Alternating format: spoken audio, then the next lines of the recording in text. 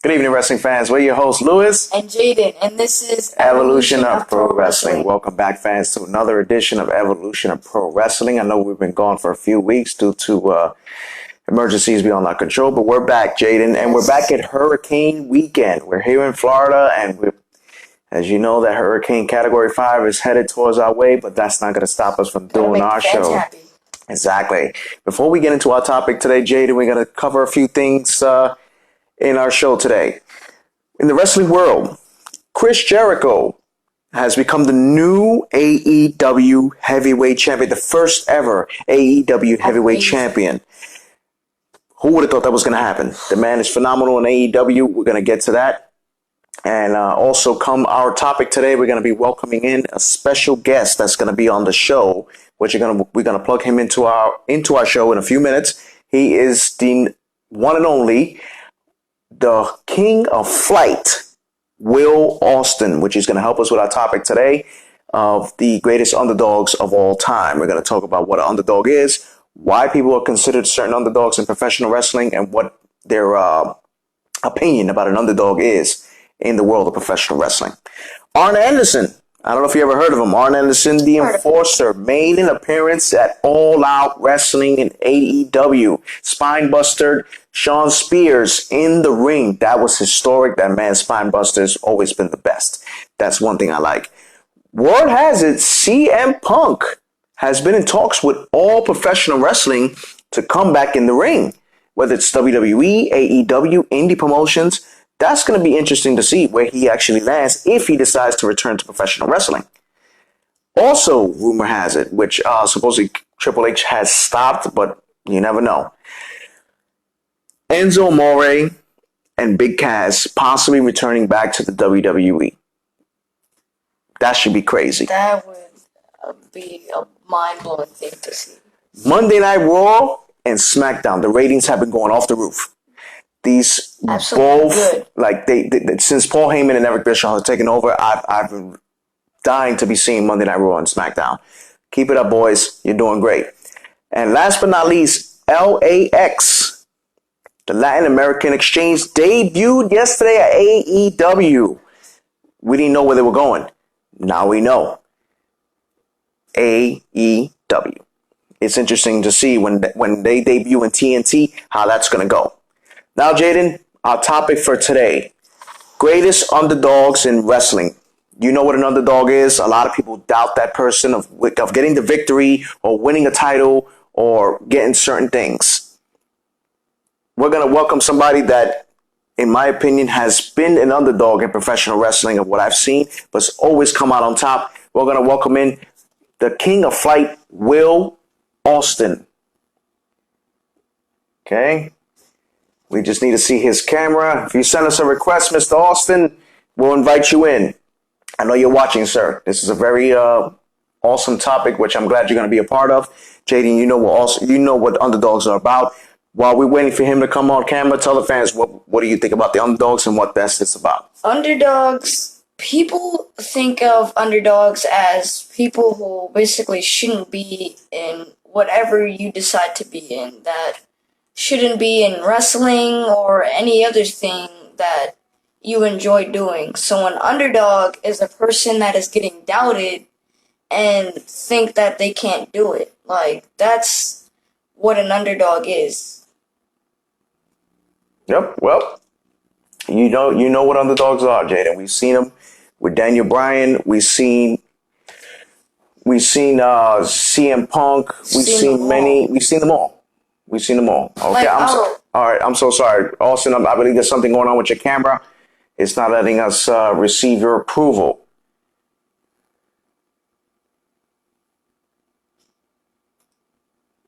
All right. You might need to. All right. There's something going on with his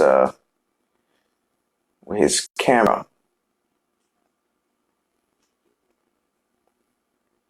All right, there he is. We're adding him in. You're gonna want to meet this guy, Jaden. I met this man at well as USA Pro Wrestling. The man was phenomenal when he was in the ring.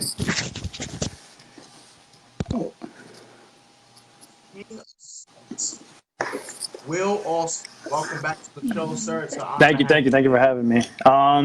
So much has changed since I last been on the show. As you've seen, two of my most fun matches I've had to date already. Uh, since the last time I've been on, my career is just blowing up for me so far. Like the names I've been in the ring with and the stuff I've already been able to accomplish. No, I've seen that. Then while you're here, so I'd like to introduce you to my co-host, my son, Will Nice to meet you. We Austin. met back at the Orlando show. Well, Oh that was yeah, my okay, other son. This is actually my okay, oldest, who's okay. my That's cool. What's host. going on? So this guy, seen this guy come in, he does phenomenal leaps out of the ring. He's won numerous titles that people didn't think he would do. As an underdog, and this topic of underdogs, what do you think signifies an underdog, in your opinion? Signified an underdog, someone who, again, like he said before, like someone's in the fight but not predicted to win. That, yes, it's entertainment. You put somebody in the ring like Mysterio and Big Show. That there's no way Mysterio's going to come out on top, but somehow he pulls his little tactics, quick the big guy, and somehow he pulls it off. Because that's what the fans want. Yes, at the end of the day, it's entertainment. Um, and also, it's realistic too. Like again, not just in professional wrestling, in UFC and any other combat sports. Like anything on any given day can happen. Oh, absolutely. And when you talk about Rey Mysterio, the man has fought guys like the Big Show, Kevin Nash, Great Khali, John Cena, and people doubted him, but yet the man still will come up strong, winning the World Heavyweight title against two of the top guys in WWE at the time, and then winning a WWE championship and other championships. So that's kind of an accomplishment for this man that I've seen growing up as I watched WWE each time. Have you ever encountered in a match that people had thought that you were the major underdog in professional Easy. wrestling? And well, who was it Any match I against? have, like again, like we can go back to the triple threat I have with Ryzen, and just because he's a big name and no one knew going into the match who or me or Riley Jackson was. Of course, they counted us out from the start. Um, One of the match I had a match against a four-way against Sabu with a 400-pound guy included in the match. I ended up getting chokeslammed on thumbtacks that match, but still came out looking impressive and strong in a match with a legend as that such that no, like I make my entrance and they're like, oh, he's gonna get squashed or something like that, and it just blows their mind at the end of the match of what I do. Oh, absolutely. Is there any question you want to ask him about the matches he's had? You know, Sabu. Uh, He mentioned Sabu. He mentioned Ryzen. Ryzen is a known superstar that he actually used to be in NXT in WWE. So when you see him talking about that, what questions you think you would have for him? how much do you have to put your body on the line when you're going through these type of Oh, matches? like of course it's a grind for wrestling, but somebody who has my style, the high flying, what I do is very high reward, high risk. But again, when it does pay off, again, we had the Ryzen match. I believe we got one of the only two or three holy shit chants of the night on a show that includes somebody like Jack Swagger, Teddy Hart. So yes, I'll probably come up hurting or limping afterwards, but it's all worth it for the fans. Well, we actually just saw a comment from Jorge Alonso stating you're going to steal the show on November 16th. Can you tell us about that show that Oh, he's that's mentioning? easy. It doesn't matter who's on the card for that show. Like you already have the pieces set in place. You have me. You have Ray Fury, who's also a big name, who I've been looking to get in the ring with. Also, Alex Todd. Just anytime you put me, Ray, and Alex in a match, me and Alex have done this a couple times, and it's always a fun match and entertaining for the fans. But now you added another man to the mix who can also go and go at a very high level, as in Ray Fury. It's just going to be unbelievable. You can put us in the opening match, or you can put us on a pre-show. I guarantee we'll sell the show. Oh, absolutely. I've seen Alex Todd fight. Him and his tag team partner Alex Apollo. Mm-hmm. Misery as Anarchy of A. It's like Apollo from ARW, and these guys are phenomenal tag team. But I kind of seen Alex Todd has been going a little more route towards the singles competition. You know what I mean? And there's this side of him that we actually saw on the last event that he was in Atomic. Kind of saw a little heel turn there when he took on Vertigo Rivera. It was pretty interesting to see. So do you see that type of attitude playing coming into play in A that little bit match? more recently, yes. We used to be again like we started working probably with each other probably about a year ago, and we were closer than usual after just meeting each other. And now he's just getting this attitude or cockiness era about him that it's starting to rub people the wrong way, and especially me because I know how he is. It's just a little bit of a to anybody. It's a turn off to how he's about 180 faced. Well, it's going to be interesting to see where this new attitude takes him, knowing the fact he broke heel with a veteran such as Vertigo. So it wasn't. I don't think it's over between Mm-hmm. them. Let's just put it that way. But we looked at it, and I kind of like the man's attitude towards Yeah. that heel turn. But hopefully, it doesn't come back to bite him in the ass, as they say, as trying to be too arrogant. But you've dealt with guys like this before. You've dealt with guys. You've had numerous matches in USA Pro Wrestling, which it was a Thank you, privilege to thank you. watch. Also in Lucha Conquest, that was the first time I actually seen you fight in person.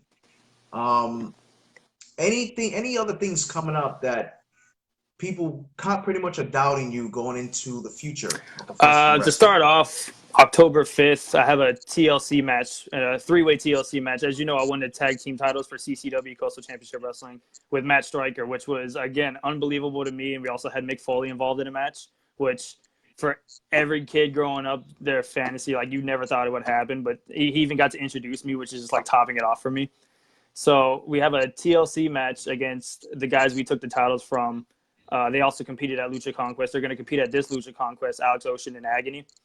And Agony is a big boy, but we took care of him that night. And now we have another team added to the TLC match of AJ Francis. I don't know if you're too familiar with him. He used to play football for the Washington Redskins that I know of, and now he's switching over.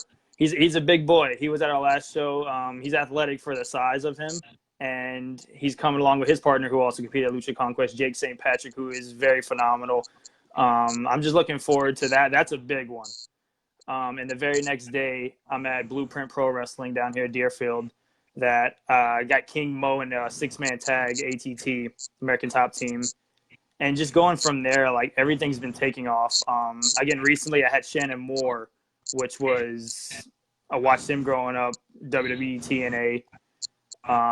But this TLC match, you have guys like Agony the size of him, and you have the guy like AJ Francis who's like 6'4", 260, and I'm probably one of the smallest guys in the match. Okay, that definitely sounds like an underdog situation. You're going into, I'm sure there's a lot of guys probably doubting you, which I saw, you've been winning numerous championships around the indie promotion. I've also been seeing that there's been a bit of a rivalry between you and Controversial Inc. Now, you guys are big, the guy's strong, great tag team with manager La Brava. Um, how do you see yourself going into this battle with these guys, knowing the fact you're gunning for them, but they really I'm not sure if they're too concerned about it, but I think they should be the way you've been wreaking havoc as of late in professional For wrestling. sure. From what I've been able to do, me and Salazar of Controversial Inc. We're supposed to wrestle like 4 times earlier this year, and every booking fell through somewhere or another. You can call it what you want. I don't think he wants to match with me, honestly. I've offered to come to his promotion, put our CCW tag team titles up on the line, and nothing's gone from there. He also has individual titles that I have no problem coming to his promotion, to his territory, and challenging him for. But I know he has his hands full. He has American Horror Story at Lucha Conquest, but I will be at Lucha Conquest, and there will be a run-in easily for sure. But we're going to definitely set something up. So he can say he's not worried about me here. He can act like, I'm nothing to him. But again, you see me do what I do, and I haven't even shown anybody anything yet. No, absolutely, and I would pay to see the match. Mm-hmm. I would pay to see the match. Hopefully it could happen in Lucha Conquest, or it can happen in any other organization. I would like to see the match. Now, we we wrote out a list of certain people that we thought were underdogs, and we want to get your opinion on that. One in particular that we used to watch, and my son would know, is Zack Ryder. I know you've heard of Zack Ryder in WWE. You know, what makes him an underdog, and do you see his career transcending further? He's been in the business for a long time, but he's won the Intercontinental title, he's won the tag team titles, but I think they kind of stopped pushing him as they went along. But he's had a lot of underdog moments. What do you think of Zack Ryder? I think anybody who gets himself over the way he did, he went out and used the internet. He had this internet title, which was amazing. His whole series, all of that which he wasn't getting booked at the time. So he had the mentality. He's like, oh, what's going to get me over on my own? I don't need them to push me, this and that. And that actually transitioned into him winning the United States title, which was one of the best going from nothing to something stories ever. They do have a lot of start-stop pushes with a lot of wrestlers. I don't really watch the product now too much nowadays. If I do watch it, it'll be like Will Ospreay or somebody like that, who's also an underdog if you see him in Japan. But Zack Ryder, for what he's given, I think he's also accomplished a lot that anyone ever thought he would. Oh yeah, no, definitely. It was funny seeing his gimmick at first. The King of Long The Island. Long Island I see. I think I see something.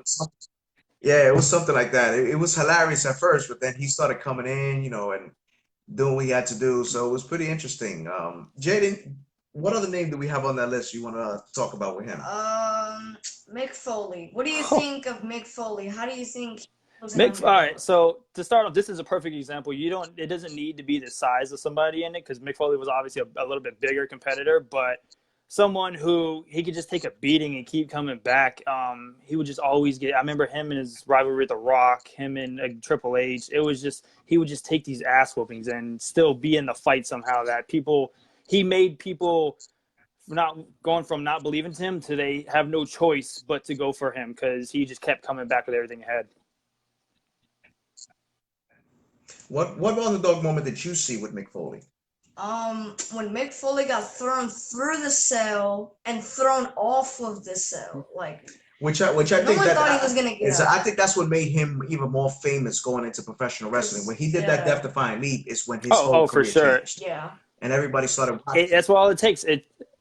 I I'm think like, it's better oh, nowadays for my generation, because we do have internet. So if I do something crazy, it's gonna blow up like wildfire on the internet. I'm gonna get noticed or famous way more quickly than that. He had the big platform at the time, which is, I would say, equivalent to the internet nowadays. no, absolutely. And now, as you said, with more internet access, everybody can see matches on YouTube, or they can see it on certain groups or on TV or on certain podcasts. So seeing back then that they didn't have it, Mick Foley had to work 10 times more as an underdog to prove it. Like you said, the size, it goes to show size don't matter, because the man, he wasn't physically fit. He had no physique whatsoever.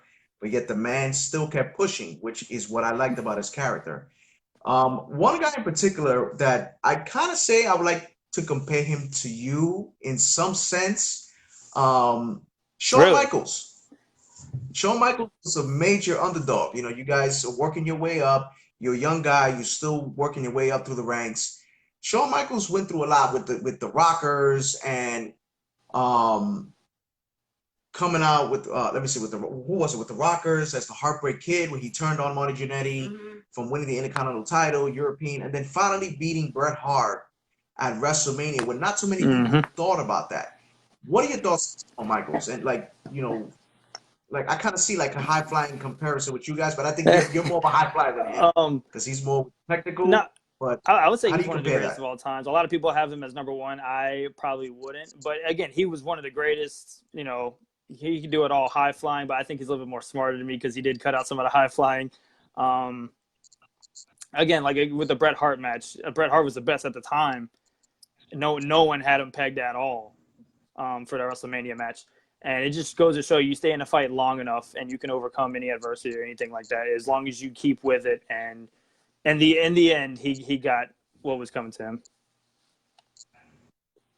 No, absolutely, and he got what he deserved. He's a Hall of Famer, Yeah. two-time Hall of Famer at that, and the man deserved it. He wasn't called Mr. WrestleMania for nothing. The main eventer, the showstopper, all that stuff. So to this day, I still watch his matches in WWE Network, which we both enjoy and we both watch.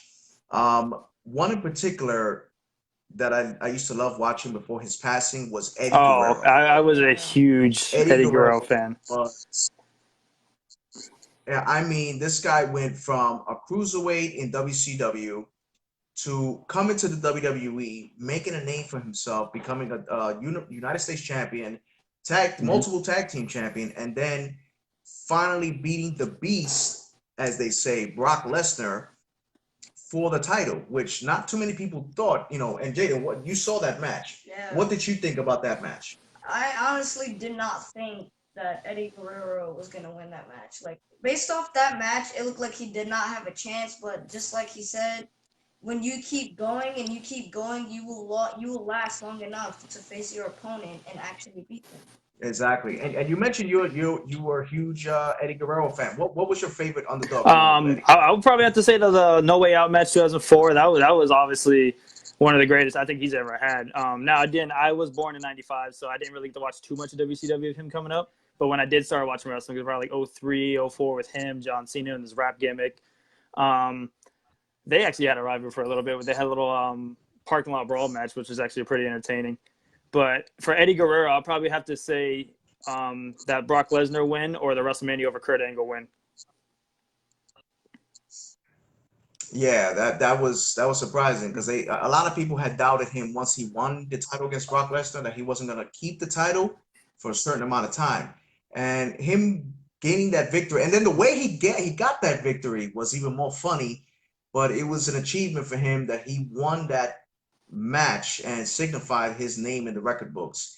So I wish he was still with us to this day. You know, I think he probably would have been a manager or something if he wasn't wrestling anymore. But it would have been funny as fuck, man. If Still you around. watch that, So actually, No Way Out, he didn't have a chance going into the match, and if you watch like the first half of the match, Brock Lesnar was just throwing him around, just tossing him. It was like, oh yeah, Brock Lesnar was just shit yeah. out of him. He was just throwing him around like a little rag doll. So it was surprising the way it ended. And you know, Brock Lesnar at the time, he was, you know, young guy, I mean mid-20s, hungry, but he was just very Mm-hmm. full of himself. So for Eddie to win that, it's like, okay, I'm still the veteran. I'm gonna take this title and show that I still got it. There is a So guy I want to get your and when we talk about Eddie There is Guerrero, sorry to cut you off. There is a guy I want to get your thoughts off sure, go on ahead. Underdog nowadays. I didn't get to watch AEW last night. I'm gonna catch the replay today. But Darby Allin.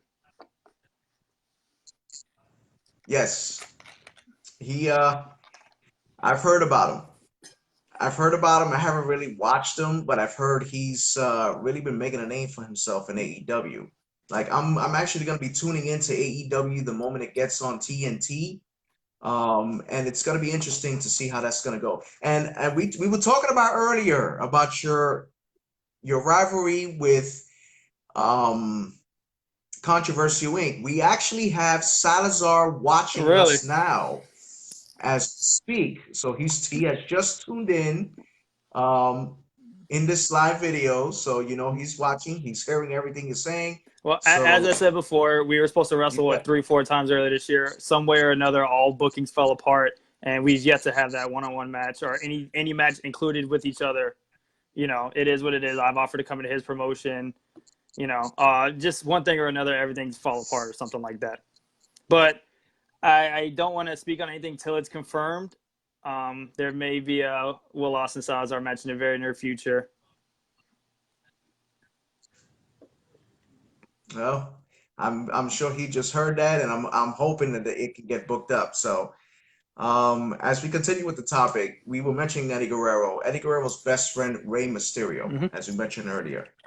Rey Mysterio, the man is like 5'3". The man is short, but his agility, his charisma, his high flying acrobatic style is pretty much the reason he won his matches. I've seen matches against him and Chris Benoit or Brock Lesnar, Kevin Nash. My best match I've seen him do as an underdog was when he fought the Great Khali. Beat the Great Khali. I don't know how the hell he did it, but he did it. And you saw that match. You saw what he used to do. In your opinion, Jaden, as an underdog, what did you think of his style? Rey Mysterio was just absolutely phenomenal in the ring. No one really cared about his height. Well, people cared about his height because they thought he was too short, to fight the big guys. Just like the example he gave earlier, him versus the Big Show, him versus the Great Khali. He's going against people that's basically taller than half of his size. So to fight people like that is unexpected, and then to top it all, he wins the whole entire match. So I just gotta give him credit for doing that. No, Like, absolutely. that's absolutely No, great, especially since he's literally one of the shortest people to ever wrestle no, but in the WWE. that's what I'm saying. That when you compare something like that, like I said, Raw Austin, he fought Ryzen. This was in USA Pro Wrestling. The height difference between these two, Ryzen is pretty taller than him, and the way the match was going, I'm talking about the fans were chanting, "This is awesome." They were into it. They were enjoying it. I was there sitting front row watching the match, and I'm like, every time I see a flip in the screen, I'm like, holy shit. Like, no, I say it because not too many wrestlers these days take that extra risk to try to entertain the crowd. You know what I mean? And it's something fans enjoy now when they see all that high flying. And you've seen in that card too, another high flyer underdog, Jake St. Patrick, that was on Oh the yeah. card. He was also Lucha Conquest. He was there at one point. He wrestled with Anarchy in Lucha Conquest, which was a phenomenal match. Um, in your thoughts, do you think Rey Mysterio still has what it takes to still to Oh, this of day? course. Like even if you see like the matches recently against Samoa Joe, that's probably the most comparable to, I would say, a Lesnar back in the day or something like that, like a modern day monster in the WWE or something like that. And he still hangs in there with him and even gets the victory. Whatever the controversial was.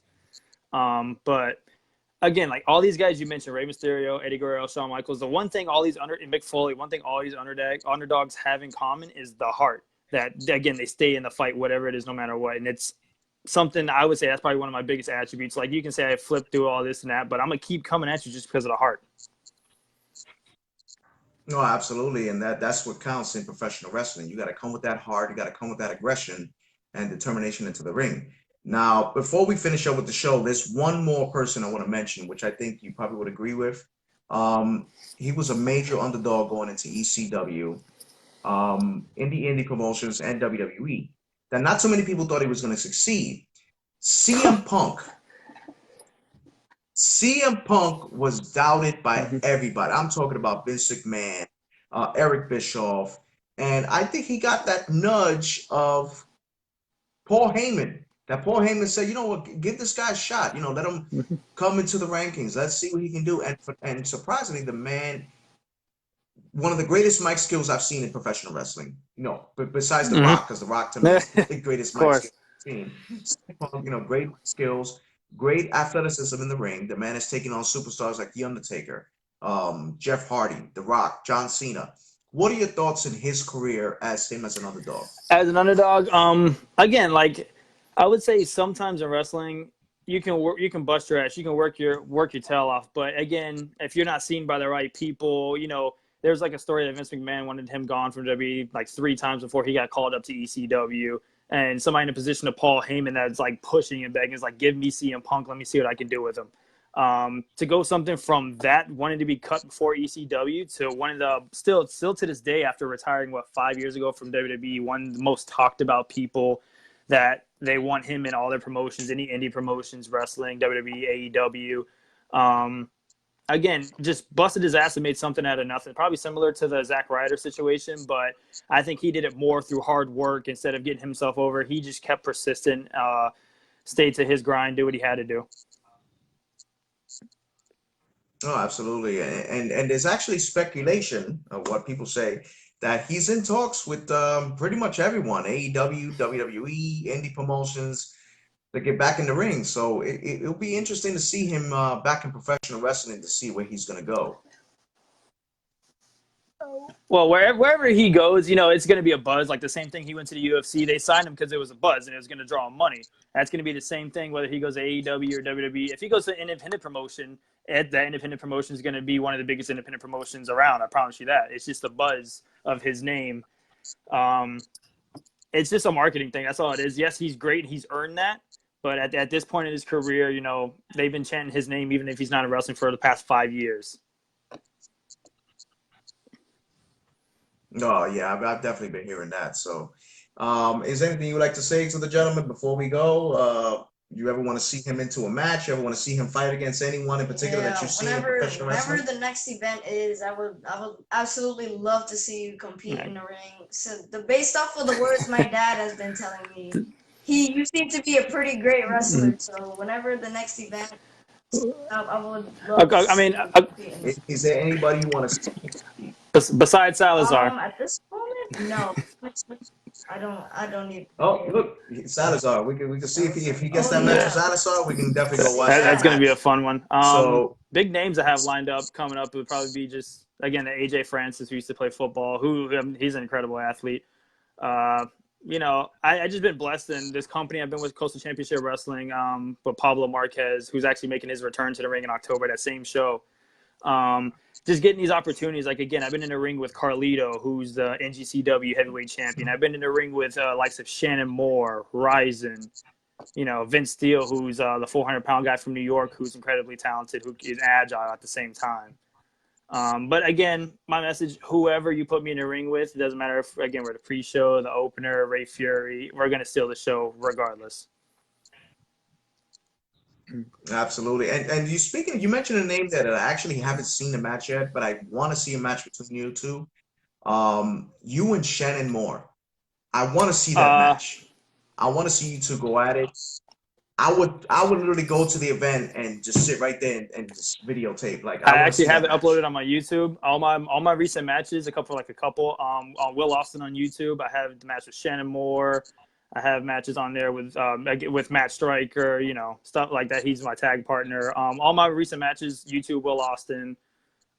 Shannon Moore actually does a promo after the match, putting me over, saying how guys like me are the future professional wrestling, which he didn't have to do that, but something that small from somebody I watched growing up on TV is the world to me. Absolutely. So before we go, sir, as Jorge Alonso mentioned, November 16th, that event. The floor is yours to promote that event for all your fans out November there. 16th. Again, we're deep in Miami at Sweetwater. I got a big name like Ray Fury, another big name like Alex Todd, and we're going to be in it for the U.S. triple threat match for the U.S. championship of that. Again, like you say, I've been collecting belts. That's just another one to knock under my belt, along with big names along with that. October 5th, I'm in a three tag team TLC match where I'm retaining my CCW tag team championships, and I'm just going to keep growing from here. I'm going to any company that, again, I'm one of the most affordable, one of the most entertaining to any crowd, as you've seen. Any company that's not booking me right now, they're gonna wake. They're gonna wake up real soon because, again, like for example, the USA Pro match. People who didn't know me going into that match, I guarantee they left knowing me. Um, doesn't matter who you put me in a ring with. I guarantee we're gonna get something out of it. Absolutely. Well, Mr. Austin, it's been a pleasure having you on the show again, and hopefully we'll see you in the future. And wish you luck in your wrestling For career sure. going Thank you so much forward. for having me, guys. You No too. problem. Take care.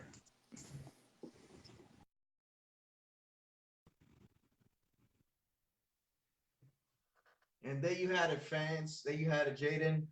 Greatest Underdogs. You heard the conversation. You heard what was going on, and him himself. The indie promotions. Thank you for watching, fans. Despite this hurricane that's coming, we still put the show on for the fans. We still put on there. Jaden, why don't you tell them about our next week's show of what we're going to have? Next week's topic: international wrestling. We're talking about wrestlers from Canada, Mexico, all of those continents, or anything you want to name that is out of the U.S. Japan, Canada, Mexico, any place everywhere, you United can name. States. And there were a lot of international superstars we're going to be mentioning in next week's show. So, and we're actually going to have a special guest that we will be naming in the coming week, who's going to be a guest on the show as well, discussing this. We're going to be interviewing him on the show as well as discussing the international superstars. For myself, my co-host Jaden, and as always, my producer and director, my lovely wife Yesenia. Thank you, fans, for watching. As always, follow us on YouTube, Instagram, Twitter, and Facebook. If you have any questions or concerns, please feel free to email us at evolutionofprowrestling@gmail.com.